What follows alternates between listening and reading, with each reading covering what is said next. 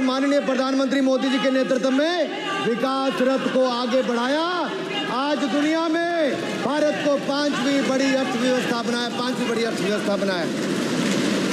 आप जिस अभिमन्यु को घेरने की कोशिश पिछले 22 सालों से कर रहे हैं, गुजरात से लेकर दिल्ली तक, आपके योद्धा और आपकी सरकारें निपट गई, लेकिन आप उनको घेर पाए क्योंकि वो जनता के दिलों में बसे हैं। आज यहाँ 293 अभिमन्यु बैठे हैं। भले ही आपके पास करण जैसे धुरंधर हो, शकुनी जैसे कुटिल रणनीतिकार हो, धर्म हमारे साथ है, धर्म हमारे साथ है। भले ही आपके पास नारायणी सेना हो, लेकिन स्वयं भगवान कृष्ण हमारे साथ है। स्वयं भगवान कृष्ण हमारे साथ है।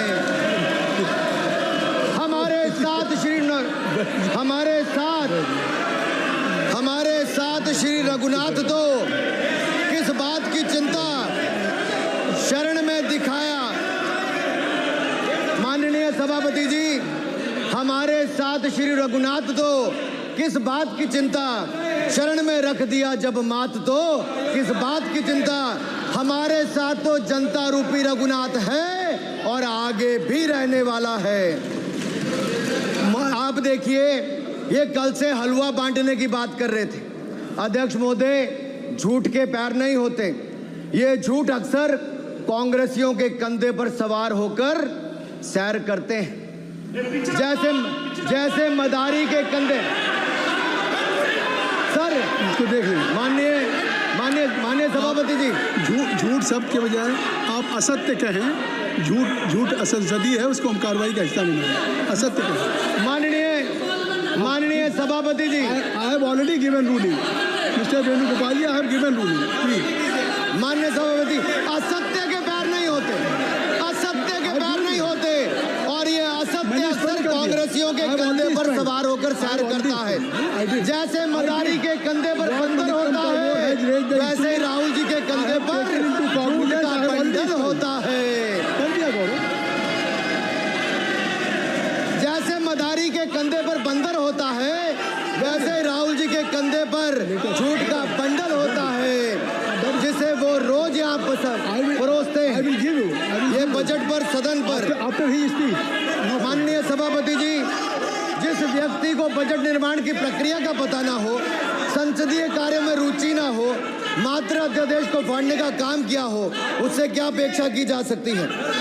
मैं पूछना चाहता हूँ, हलवा किसको मिला? मैं पूछता हूँ, हलवा किसको मिला? राहुल जी बताइए, हलवे की बात की थी। जीभ घोटाले का हलवा किसने खाया? वो फोर्स घोटाले का हलवा किसने खाया?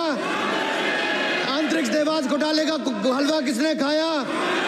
नेशनल हेराल्ड के घोटाले का हलवा किसने खाया? सबमरीन घोटाले का हलवा किसने खाया? अगस्ता वेस्टलैंड घोटाले का हलवा किसने खाया? 2G स्कैम हलवा किसने खाया? कॉमनवेल्थ स्कीम का हलवा किसने खाया? कोयला घोटाले का हलवा किसने खाया? वाल्मीकि योजना घोटाले का हलवा किसने खाया? चारा घोटाले का हलवा किसने खाया?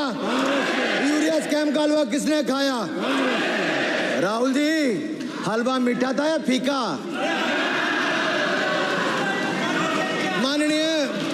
माननीय सभापति जी, कुछ लोग ओबीसी की बात करते हैं।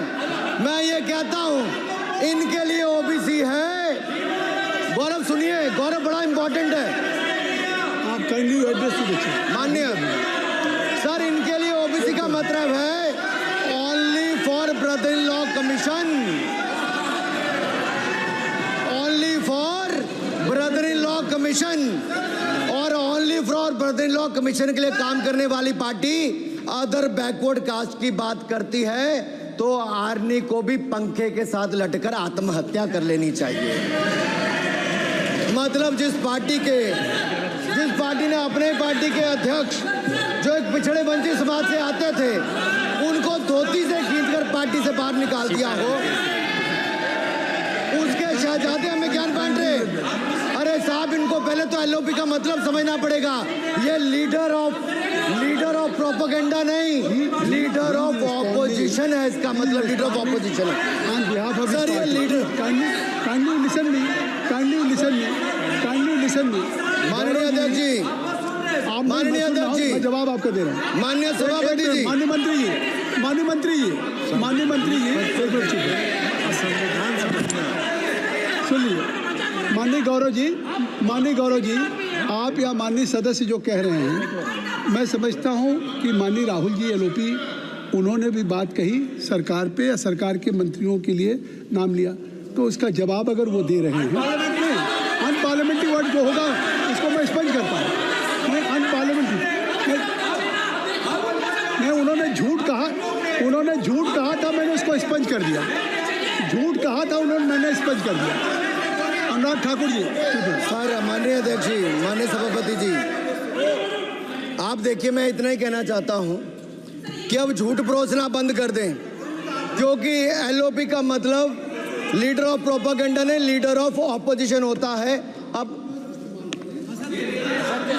संधि है, ठीक है, असत्य है, निराधार। जी सर, जी उसके ठीक है, निराधार है सर। ओबीसी की बात, जनगणना की बात बहुत की जाती है।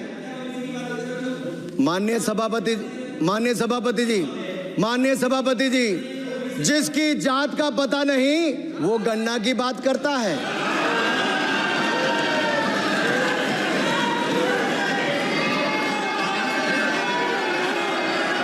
जिसकी जात का पता नहीं वो गणना की बात करता है।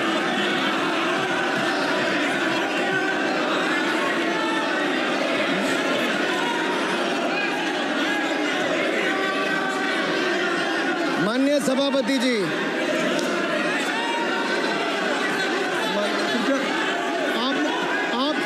आपने जो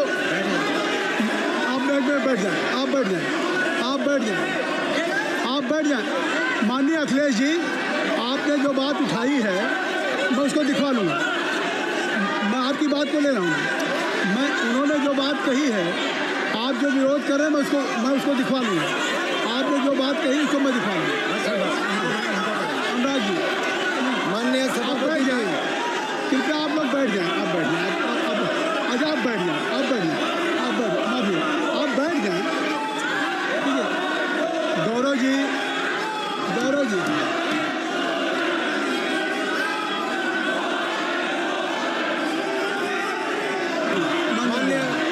माननीय सभापति जी, मैं आपको याद कराना चाहता हूँ, इसी सदन में एक पूर्व प्रधानमंत्री जी ने RG1 ने ओबीसी को आरक्षण देने का विरोध किया था। RG1 ने ओबीसी को आरक्षण देने का विरोध किया था। एक मिनट माननीय मंत्री जी, एक मिनट। लीडर ऑफ अपोजिशन बोलना चाहते हैं, आप लोग बैठ जाएं। माननीय मंत्री जी की स्पीच, माननीय अनुराग जी की स्पीच खत्म हो जाए। बैठे आप लोग बैठ जाएं।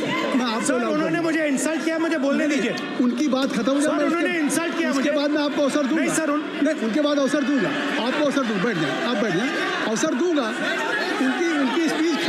उनकी स्पीच खत्म हो जाए। प्लीज आप बैठ जाओ। अनुराग जी, कल किस चीज को इंसल्ट कर रहे थे? आपको अवसर दूंगा। अवसर दूंगा। अच्छा, एक मिनट बैठ जाए। आप बैठ जाए। सर, मैं क्लैरिटी कर दूं। सर, मैंने कहा एक मिनट बैठ जाए। आप बैठ जाए। आप सब लोग बैठ जाए। आप सब लोग बैठ जाए।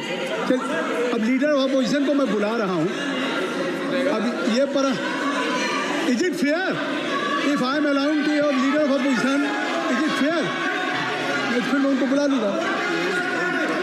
नहीं तो मैं आपको बुला रहा हूँ, तो पहले बैठ जाएं। पहले लोग बैठ जाएं। पहले बैठाइए सर। सब लोग बैठ जाएं। पहले सब लोग बैठ जाएं, तब मैं आपको अलाउ करूँ। सब बैठ जाए, मैं आपको अलाउ करूँ। मैं आपको अलाउ करूँगा, सब बैठ जाएं। मैं अलाउ करूँगा। आप मेरी बात सुन नहीं पा रहे। मैं आपको अलाउ करूँगा, पहले सब बैठ जाए। हाउस इन ऑर्डर होगा। गौरव जी, आप भी बैठ जाएं। मैं लीडर ऑफ अपोजिशन को अलाउ कर दे रहा हूँ। अगर आप ये कह रहे हैं कि हमें इंसल्ट किया गया, मैं बिल्कुल